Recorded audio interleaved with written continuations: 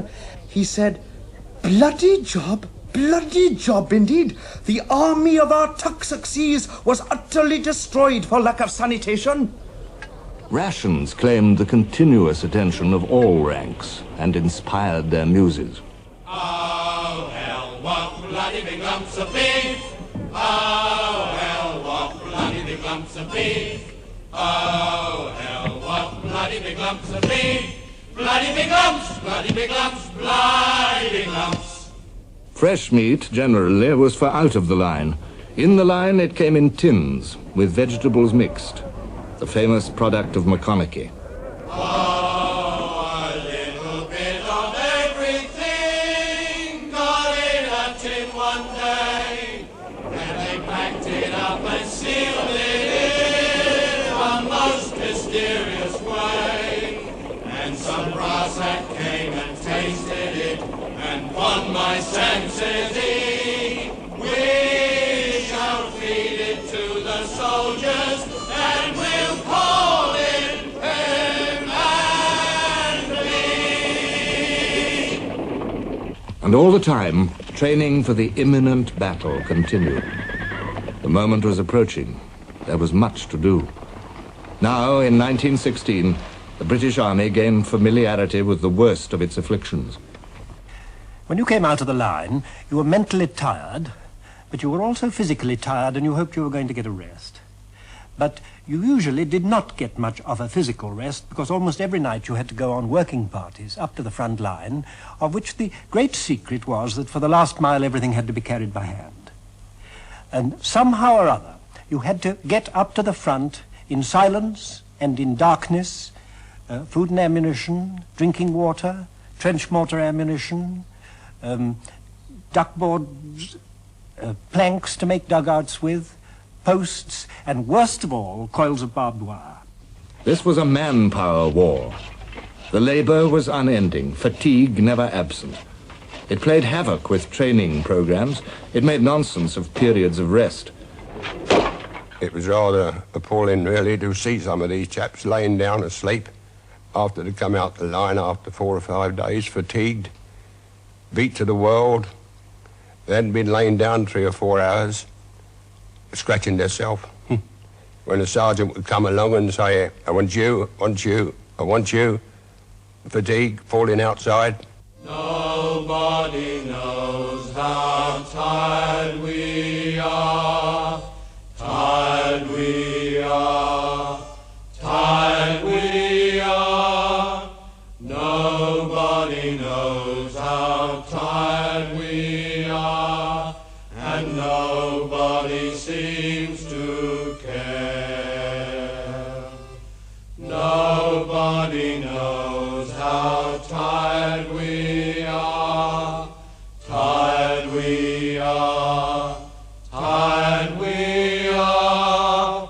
Nobody knows how tired we are, and nobody seems to care.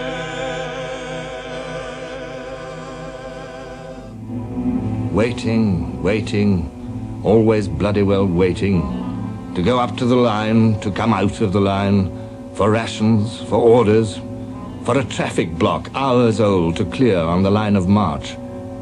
And what an extraordinary thing it was. Whenever you were really stuck and getting to the end of your tether, it was always raining.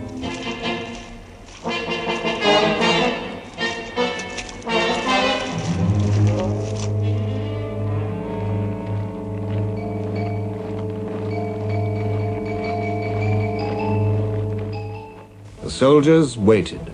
The staff prepared the largest British army ever yet seen for the time of testing. 1.5 million men, 4 separate armies, 18 army corps, 58 divisions. The mere administration of such a host was a major enterprise. Staff officers, like soldiers, had everything to learn. One of them wrote, "Nearly every one of the ramifications of civil life has its counterpart. Food supply, road and rail transport, law and order, engineering, medical work, the church, education, postal service, even agriculture. and for a population bigger than any single unit of control except London in England. Can you imagine what it is to feed, administer, move about, look after the medical and spiritual requirements of 1 million men? Civilian experts were crammed into uniform and turned into staff officers. Eyebrows were raised. Some regular army people were scandalized. Haig welcomed the experts and remarked, "These critics seem to fail to realize the size of this army and the amount of work which an army requires of a civilian nature. The working of the railways, the upkeep of the roads, even the baking of bread, and 1,000 other industries go on in war as well as in peace. So with the whole nation at war, our object should be to employ men on the same work in war as they are accustomed to do in peace. To put soldiers who have no practical experience of these matters into such positions, merely because they are generals and colonels, must result in utter failure." The 100th day of Verdun came and went. The assembly of the British Army was nearing completion. Only 3 weeks to go now.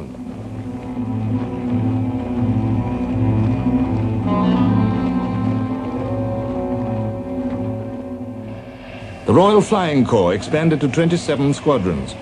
In May, they began to win air superiority over the Germans.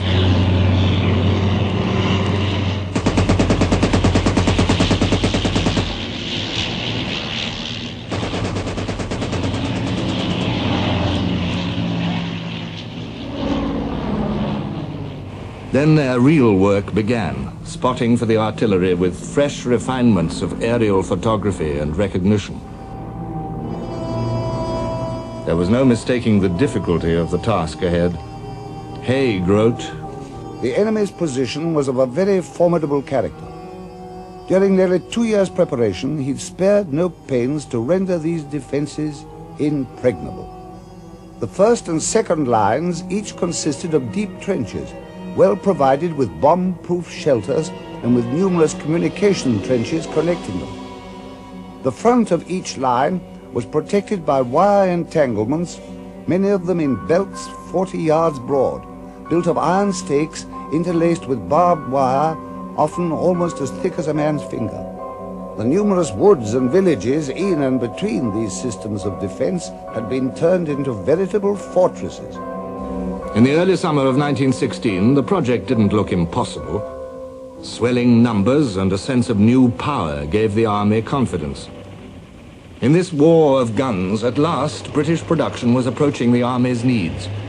In July, there were 4,338 British guns in France, nearly 1,000 of them heavies. The munitions programs were at last bearing fruit, and the shells poured in. Vast dumps appeared by the roadside and vanished again under camouflage. The depot at Rouen alone handled 3,500 tons a day.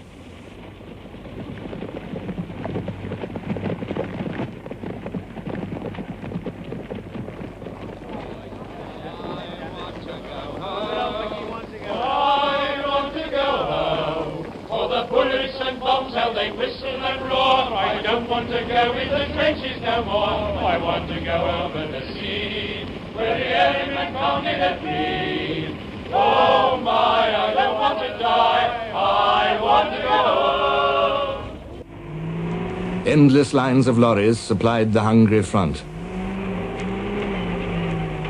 Over 400,000 horses and mules also pulled and carried for the army.